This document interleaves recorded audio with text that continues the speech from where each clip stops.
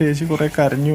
ക്ലാസ്സിൽ തന്നെ ഞാൻ കരുതിയത് ഷഫിൾ ചെയ്ത് പറഞ്ഞ സീറ്റ് അങ്ങോട്ട് മാറ്റിയിരുത്തി ഒരേ ഫ്രണ്ട്സ് എല്ലാം ഒരേ ക്ലാസ് തന്നെയാണ് എന്നാണ് ഞാൻ കരുതിയത്. ഞാൻ ട്യൂഷൻ എടുക്കണ്ടായിരുന്നു വീട്ടിൽ തന്നെ. എന്താണോ പഠിക്കാൻ പറ്റുന്ന അത്രമാത്രം ചെയ്താൽ മതി, അതിലപ്പുറം ഒന്നും ചെയ്യണം. എല്ലാവർക്കും നമസ്കാരം. പുതിയൊരു വീഡിയോയിലേക്ക് സ്വാഗതം. പാലക്കാട് സെന്റ് ഡൊമിനിക് കോൺവെന്റ് സ്കൂളിലെ സംഭവം നമുക്ക് എല്ലാവർക്കും അറിയാം. ഇപ്പൊ ഇതിനോടൊക്കെ എല്ലാവരും അറിഞ്ഞു കാണും, മെയിൻ ന്യൂസ് ചാനലുകളിലൊക്കെ വന്നു. എന്നാൽ എല്ലാവരും ഈ സ്കൂൾ അധികൃതരെ കുറ്റം പറയാണ്. കാരണം അവരങ്ങനെ ചെയ്തത് കൊണ്ടാണ്, തരത്തിൽ അവരെ പഠിപ്പിക്കാൻ വേണ്ടി ഹിംസ ചെയ്യുവാണ് എന്നൊക്കെ പറഞ്ഞുകൊണ്ടുള്ള വാർത്തകളാണ് നമ്മൾ കൂടുതലും കേൾക്കുന്നത്. സ്കൂളുകളുടെ ഈ സിസ്റ്റം ഒക്കെ ഒന്ന് മാറ്റി വേറെ തരത്തിലാക്കണം എന്നൊക്കെ പറയാണ് എല്ലാവരും. ഞാൻ മനസ്സിലാക്കിയിട്ടുള്ളത്, നേരത്തെ മുതൽ ഈ സ്കൂളിന്റെ സിസ്റ്റങ്ങളൊക്കെ ഇങ്ങനെയൊക്കെ തന്നെയാണ്. പക്ഷെ പോകെ പോകെ പേരിട്ട് വേറെ വേറെ രീതിയിൽ ഇത് വന്നു എന്നേ ഉള്ളൂ. എന്റെ അപ്പനൊക്കെ പറഞ്ഞു കേട്ടിട്ടുണ്ട്, സ്റ്റാമ്പ് വാങ്ങണമായിരുന്നു സ്കൂളിൽ നിന്ന്. അപ്പൊ സ്റ്റാമ്പ് വാങ്ങാൻ പൈസ ഇല്ലാതെ വരുമ്പോൾ സ്കൂളിലെ ഡെസ്കിന്റെ പുറത്ത് കയറ്റി നിർത്തും. അത് കഴിഞ്ഞിട്ടും കൊടുത്തില്ല എങ്കിൽ ക്ലാസ്സിന് വെളിയിൽ ഇറക്കി നിർത്തും. അപ്പൊ ആ സമയത്തൊക്കെ ഭയങ്കര നാണക്കേടായിരുന്നു സ്കൂളിൽ പോകാൻ. അങ്ങനെയാണ് പഠിത്തം നിർത്തിയത് എന്നൊക്കെ പറഞ്ഞു കേട്ടിട്ടുണ്ട്.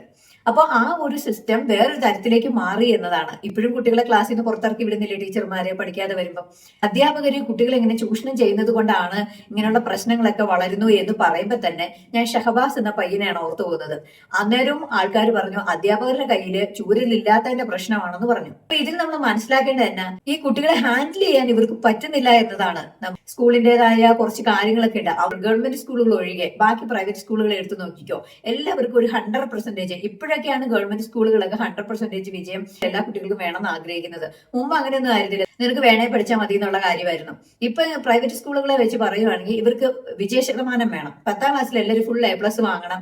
എന്നാൽ മാത്രമേ ആ സ്കൂളിന്റെ പേര് നിലനിൽക്കത്തുള്ളൂ. അപ്പൊ അതിന് വേണ്ടിയിട്ട് ഒരു കോമ്പറ്റീഷൻ അല്ലെങ്കിൽ അതിന് വേണ്ടിയിട്ട് ഒരു ശ്രമത്തിലായിരിക്കും ഇവരെല്ലാവരും. അപ്പൊ ടീച്ചർമാരെ മാത്രം കുറ്റം പറയാൻ പറ്റില്ല.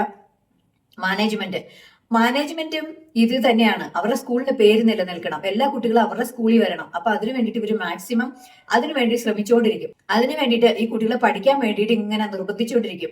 ഇപ്പൊ ഇതേ സ്കൂളിൽ തന്നെ മറ്റു കുട്ടികൾ പറയുന്നത് നമ്മൾ കേട്ടു. മറ്റു കുട്ടികളോട് ഒരു സൗഹൃദത്തിലൊക്കെ ഒന്ന് മിണ്ടുന്നത് കണ്ട ഉടനെ ക്ലാസ് മാറ്റും, വഴക്കൊക്കെ പറയുമെന്ന്. അപ്പൊ അവരുടെ ചിന്ത, പിള്ളേർ ആരോടും സഹകരിക്കുകയോ മിണ്ടുകയോ കളിച്ചോ സമയം കളയരുത്, മാക്സിമം സമയം പഠിക്കുകയും നല്ല സ്കോർ വാങ്ങുകയും ചെയ്യണം.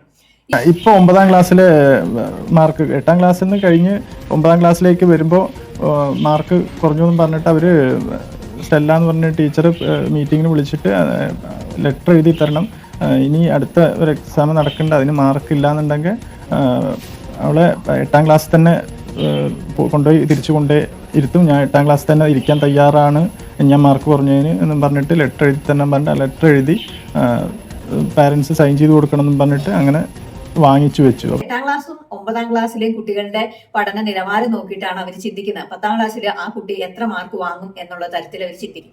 അപ്പൊ ആ തരത്തിൽ ഇവർ എന്ത് ചെയ്യും? കുട്ടികളെ അതിനു വേണ്ടിയിട്ട് പ്രോത്സാഹിപ്പിച്ചുകൊണ്ടിരിക്കും. ആഷിർ നന്ദന എന്ന് പറയുന്ന കുട്ടിയുടെ പപ്പ പറയുന്നത് കേട്ടല്ലോ, കുട്ടികൾക്ക് വെക്കേഷൻ പോലും കൊടുത്തിട്ടില്ല. ഒരു വെക്കേഷനും ഇല്ലാണ്ട് ആണ് എന്നവർക്ക് പരീക്ഷകളാണ്. ഭയങ്കര മാനസികമായിട്ട് എൻ്റെ കുഞ്ഞിനെ വല്ലാണ്ട് പീഡിപ്പിച്ചിട്ടിട്ട് അവർക്ക് ജനുവരി തൊട്ടേ 9ാം ക്ലാസ്സിന്റെ ക്ലാസ്സുകൾ എന്നും പറഞ്ഞിട്ട് തുടങ്ങിയായിരുന്നു. ജൂണിലാണ് സാധാരണ ക്ലാസ് ആരംഭിക്കുക. എന്നാൽ ഇവർക്ക് 2 മാസം മുമ്പേ ക്ലാസ് ആരംഭിച്ചു. അതുകൊണ്ടാണ് 2 മാസം കഴിഞ്ഞിട്ട് ഒരു ടെസ്റ്റ് അവർക്ക് ഇടാൻ പറ്റിയത്. ഇല്ലെങ്കിൽ എങ്ങനെയാണ് അവർക്ക് 2 മാസം കഴിഞ്ഞ് ഒരു ടെസ്റ്റ് ഇടാൻ പറ്റുക കുട്ടികൾക്ക്? ആ പരീക്ഷയിൽ കുട്ടിക്ക് മാർക്ക് കുറഞ്ഞതിനാണ് ഇവർ ഇത്രയും പ്രശ്നങ്ങൾ ഉണ്ടാക്കിയത്. ആ കുട്ടി എക്സാമിന് പാസ്സായത് മാത്രമല്ല, മാർക്ക് ഇച്ചിരി കുറഞ്ഞു പോയി, അതാണ് വിഷയം. അടുത്തൊരു എക്സാമും കൂടെ ഇടും. എക്സാമിന് മാർക്ക് കുറയുവാണ്, തിരിച്ച് 8ാം ക്ലാസ്സിലേക്ക് വിടുമെന്ന്. ജോയ്സി എന്ന് പറയുന്ന സിസ്റ്റർ പറയുന്നത് എന്താണ്? ഞങ്ങൾ കുട്ടികളെ ഭീഷണിപ്പെടുത്തിയിട്ടില്ല, അങ്ങനെയൊന്നും ചെയ്തിട്ടില്ല എന്നാണ് പറയുന്നത്. എന്നാൽ ഞാൻ ക്ലിയർ ആയിട്ട് പറയുന്നു, ഇവർ ആ കുട്ടിയെ ഭീഷണിപ്പെടുത്തിയിരുന്നു. എങ്ങനെ ഭീഷണിപ്പെടുത്തിയെന്ന് വെച്ചാൽ, ഈ കത്ത് എഴുതി മേടിക്കുന്നത് ഒരു ഭീഷണിയാണ്. അതായത് നിനക്കൊരു എക്സാം തരാൻ പോവാണ്, ആ എക്സാമിൽ നീ പാസ്സായില്ല എങ്കിൽ, അതായത് അവർ ഉദ്ദേശിക്കുന്ന മാർക്ക് ആ കുട്ടി മേടിച്ചില്ല എങ്കിൽ നിന്നെ തിരിച്ച് 8ാം ക്ലാസ്സിലോട്ട് വീഴും. എന്നിട്ട് ഈ കൊച്ചിന്റെ സ്വന്തം കൈപ്പിടയിൽ എഴുതി മേടിക്കുക. അത് ഏറ്റവും വലിയൊരു ഭീഷണിയല്ലേ? പേരൻസ് ഒക്കെ കുഞ്ഞുങ്ങളെ സ്കൂളിൽ ചേർക്കുമ്പോൾ എങ്ങനെയാണ്? ആ സ്കൂളിന്റെ വിജയ ശതമാനം നോക്കും, ആ സ്കൂളിൽ എത്ര കുട്ടികളെ എത്ര A+ മേടിച്ച് പാസ്സായി, കുട്ടികളൊക്കെ നന്നായി പഠിക്കുന്നുണ്ടോ ഇല്ലയോ എന്നെല്ലാം വിലയിരുത്തിയതിനു ശേഷമാണ് എപ്പോഴും പേരൻസ് ഒരു കുട്ടി ആ സ്കൂളിൽ കൊണ്ട് ചേർക്കുക. അധ്യാപകർ കിണഞ്ഞ് പരിശ്രമിക്കുക, ഇതുപോലെ പഠിക്കുന്നു പറഞ്ഞ് നിർബന്ധിച്ച് പഠിപ്പിക്കാതെ ഒന്നും ആ സ്കൂളിന് വിജയ ശതമാനം ഉണ്ടാവത്തില്ലല്ലോ. നിങ്ങളുടെ ഇഷ്ടത്തിന് നിങ്ങൾ പഠിച്ചോ എന്ന് പറഞ്ഞാൽ നമുക്ക് ചിന്തിക്കാവുന്നേ ഉള്ളൂ. കുട്ടികളൊക്കെ സ്കോർ ചെയ്യുവോ? ഫുൾ മാർക്കോടെ സ്കോർ ചെയ്യാൻ പറ്റുമോ? അവരവരുടെ കഴിവ് നോക്കി പഠിച്ചാൽ മതി എന്ന് പറഞ്ഞു കഴിഞ്ഞാൽ ഒരു കുട്ടി സ്കോർ ചെയ്യാൻ പറ്റത്തില്ല. അതുകൊണ്ട് എന്ത് ചെയ്യും? മിക്ക കുട്ടികൾ കാണാപ്പാടം പഠിക്കുകയാണ്. അല്ല, നിങ്ങൾക്ക് ഞങ്ങളുടെ സ്കൂളിന് സ്കോർ ഇല്ലെങ്കിലും കുഴപ്പമില്ല, നിങ്ങൾക്ക് പറ്റുന്ന പോലെ പഠിച്ചിട്ട് വന്നാൽ മതി എന്ന് പറഞ്ഞാൽ ഉറപ്പായും ആ സ്കൂളിന്റെ ഒരു ഗ്രേഡ് എന്നൊക്കെ പറഞ്ഞിട്ട് BO CO ഗ്രേഡിലേക്ക് ആ സ്കൂളിനെ അങ്ങ് കാറ്റഗറൈസ് ചെയ്യേണ്ടി വരും. അങ്ങനെ വന്നു കഴിയുമ്പോൾ അവർക്കാണ് കുട്ടികൾ വരാതാവുന്നത്. അപ്പോൾ തീർച്ചയായിട്ടും അവരും കുട്ടികളെ നിർബന്ധിക്കും പഠിക്കാൻ വേണ്ടി. സ്കൂൾ വിട്ട് വീട്ടിൽ വന്നു കഴിഞ്ഞാൽ പേരൻസും പറയും പഠിക്കു വെച്ചേ എന്ന് പറഞ്ഞുകൊണ്ട് അതിനെ നിർബന്ധിക്കും. അതും പോരാത്തതിന് എല്ലാ സബ്ജക്റ്റിനും ട്യൂഷനും വേറെ. എന്നൊക്കെ വ്യത്യസ്തമാണ് ഈ കുട്ടിയുടെ അപ്പൻ.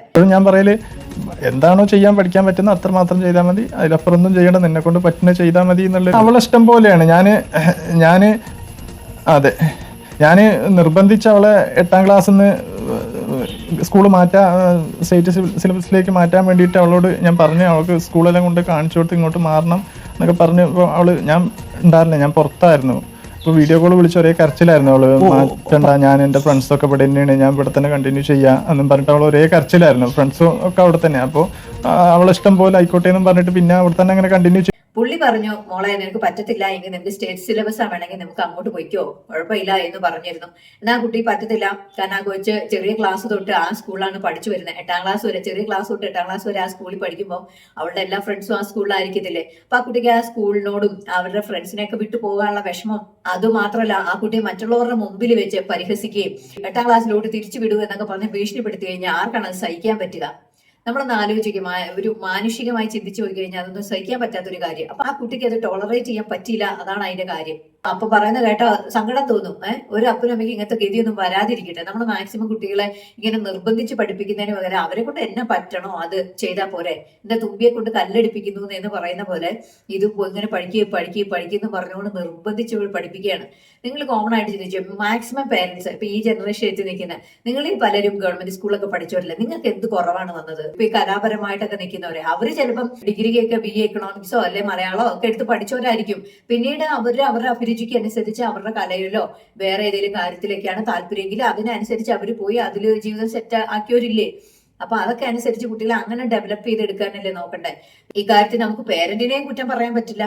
കാരണം ഒരു സ്ഥാപനത്തിൽ ഇപ്പൊ ജോലിക്ക് എന്നോ എല്ലാവർക്കും ഈ SSLCയുടെയും +2ന്റെയും മാർക്കിന്റെ അടിസ്ഥാനത്തിലാണ് ജോലി.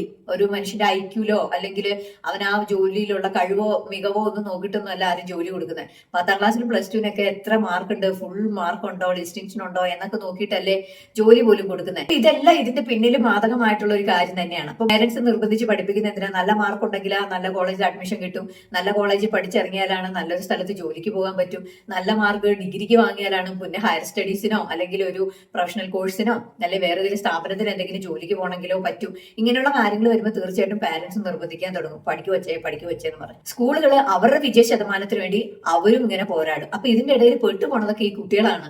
ഇതിപ്പോ കാലാകാലങ്ങളായിട്ട് ഇത് നടന്നു വരുന്ന ഒരു സംഭവമാണ്. പക്ഷെ ഇതൊരു ഇഷ്യൂ ആയിട്ട് പുറത്തു വരുമ്പോൾ മാത്രമാണ് നമ്മൾ സംസാരിക്കുന്നത്, അല്ലെ? ആ കുട്ടിയുടെ പിതാവ് വിദ്യാഭ്യാസ മന്ത്രിക്കും മുഖ്യമന്ത്രിക്കും മനുഷ്യാവകാശ കമ്മീഷനും ചൈൽഡ് വെൽഫെയർ അസോസിയേഷനിലൊക്കെ കേസുകൾ കൊടുത്തിട്ടുണ്ട്. ആ കാര്യങ്ങളായിട്ട് മുമ്പ് എന്നാണ് പറയുന്നത്. നല്ല കാര്യം പോകണം, ആ കുട്ടിക്ക് നീതി കിട്ടണം, അത് തന്നെയാണ് എനിക്കും പറയാനുള്ളത്. പക്ഷെ എന്നിരുന്നാൽ പോലും നമ്മൾ മനസ്സിലാക്കേണ്ടത് നമ്മുടെ ഈ സിസ്റ്റമാറ്റിക് ആയിട്ടുള്ള ഈ കുറച്ച് കാര്യങ്ങൾ മാറ്റിയെടുക്കണം എന്നതാണ് എന്റെ ഒരു അഭിപ്രായം. ഞാനായിക്കോട്ടെ, നിങ്ങൾ ആരെങ്കിലും ആയിക്കോട്ടെ, നിങ്ങൾ പഠിച്ച കോഴ്സ് ഏത് തന്നെയാണ്. ഇപ്പൊ നഴ്സിംഗ് പഠിച്ചവരുണ്ട്, എഞ്ചിനീയറിംഗ് പഠിച്ചവരുണ്ട്, ഡോക്ടർ പഠിച്ചവരുണ്ട്, പ്രൊഫഷണലായിട്ട് പഠിച്ചവരൊക്കെ ഉണ്ട്, IT ഫീൽഡൊക്കെ ചെയ്യുന്നവരുണ്ട്. ഇവർ പ്രൊഫഷണൽ കോഴ്സുകൾ പഠിച്ചവരൊക്കെ അവരുടെ മാർക്കിന്റെ അടിസ്ഥാനത്തിൽ അവരെ വിലയിരുത്തരുത് എന്നാണ് എന്റെ ഒരു അഭിപ്രായം. കാരണം അവര് പെർഫോം ചെയ്യുന്നത് വേറെ രീതിയിലായിരിക്കും. ഇപ്പൊ അവര് അക്കാഡമിക്കലി അവർക്ക് കുറച്ച് മാർക്ക് കുറഞ്ഞാലും പക്ഷെ അവര് ഒരു പ്രാക്ടിക്കലിലേക്ക് അല്ലെങ്കിൽ അവരൊരു ആക്ടിവിറ്റിയിലേക്ക് കടക്കുമ്പോൾ അവരുടെ ബ്രെയിൻ ആ തരത്തിലായിരിക്കില്ല വർക്ക് ചെയ്യുക.